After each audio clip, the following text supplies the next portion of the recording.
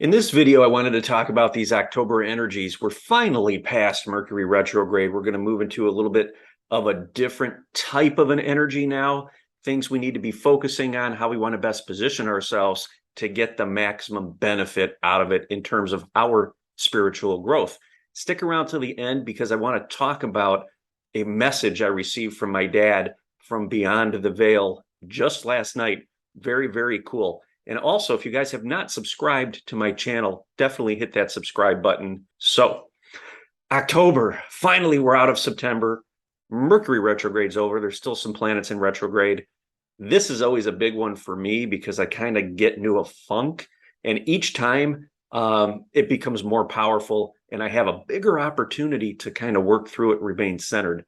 But now that we're in October, the energy is definitely starting to shift. We're still receiving CMEs and things like that, powerful solar blasts, but we're more prepared now to really experience and feel our shadow side. Mercury, by the way, is in this shadow period right now. So that gives us an opportunity to really reflect on our shadows. And when we can do that, that is a gift for us to be able to really start to integrate this high frequency energy by feeling and experiencing all these layers within us that really are not us. They are not in alignment with our highest purpose. They are based on programming, denser energy, fear, anxiety, things like that. So when we could use this polarizing reality to kind of bounce off of these shadows, we could bring them into the light. In order to do that, we have to first experience them. We got to bring awareness to them and see them. So this post retrograde period really is going to offer us an opportunity to really experience our shadows. So bring awareness to that. You're going to have a lot of things coming up that are not going to feel real good. Just remember that they are aspects of you that are asking to be integrated. We need to bring the energy of our higher self forward to be present with this dense energy in these shadows, exposing limiting beliefs, things like that. When we look out into our reality, it is a reflection of all of these limiting beliefs. That reality is created by these limiting beliefs. So we want to heal them. We want to become aware of them. And this shadow period really gives us an opportunity to do that. For the rest of October, really focus on integrating everything we've gone through over the past month.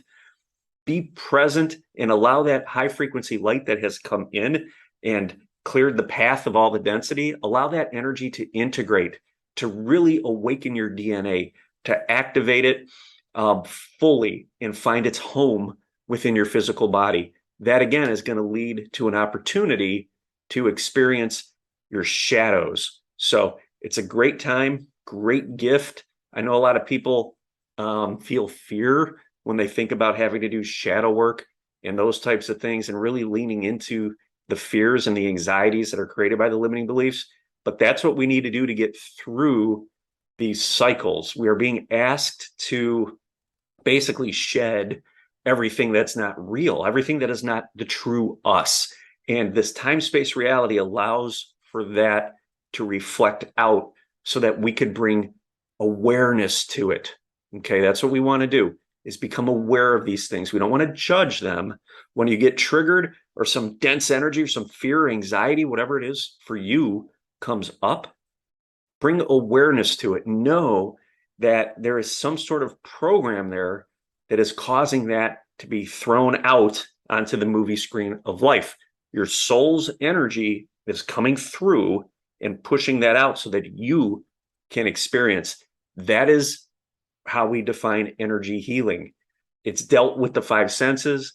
We can perceive these things on the movie screen of life and bring awareness to them and fully feel them. So take advantage of for the rest of the month for sure.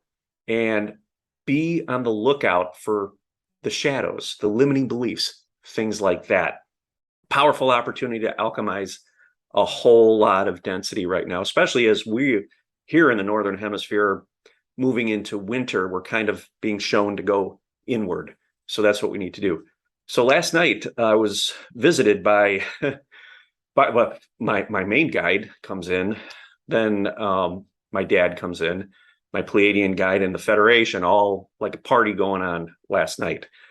So as I'm sitting there, um, as I've grown and expanded and my frequency's risen, I connect a little bit differently. I don't have that polarity. So it's not really um, so obvious to me who I'm talking to, especially when I feel all of their energy coming forward. So I decided to get a little playful last night. I asked for an image. I said to my dad, I said, Dad, that's you. I can feel you. Can you please confirm that with an image? And instantly I receive an image of a red apple. So I'm thinking, oh, that's interesting, a red apple, huh? And then it hits me. Dad was a teacher. He was a biology teacher when I was growing up, when I was little. And that was a connection to him, that image. So I knew it was him that I was speaking with.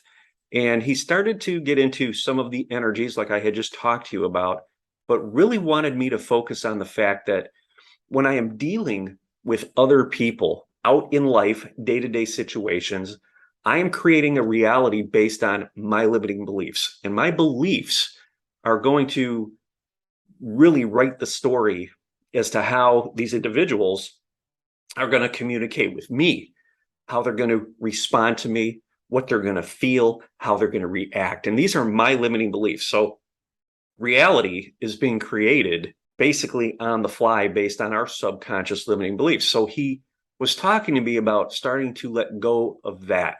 A lot of times we create a reality based on these expectations. How is somebody going to react or respond? I know you guys probably have had that situation.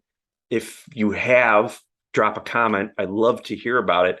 As far as you're expecting somebody to react to you a certain way, and maybe they don't. Okay. So these are the types of things he's talking about. We need to create space when we're dealing with other people, get present and stand in a neutral energy and allow our energy to flow. Because what happens is when we're dealing with others, that opens up opportunities for two-way energy flow that might not have been there if we were tensed up and expecting a situation to go a certain way.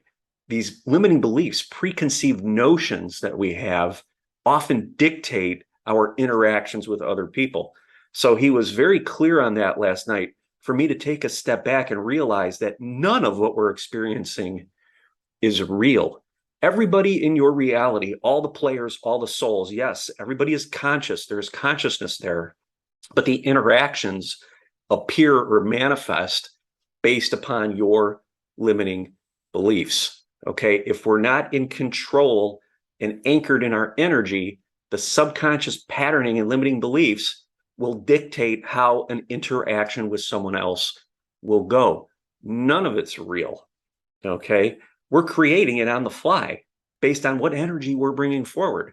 So, for example, you could walk into a situation, see somebody that has aggravated you, you tense up, your energy tenses up, and you start to subconsciously interact with them from that energy without even really realizing what's happening. They pick that up and they start responding to you with that same level of energy because they're going to basically match it.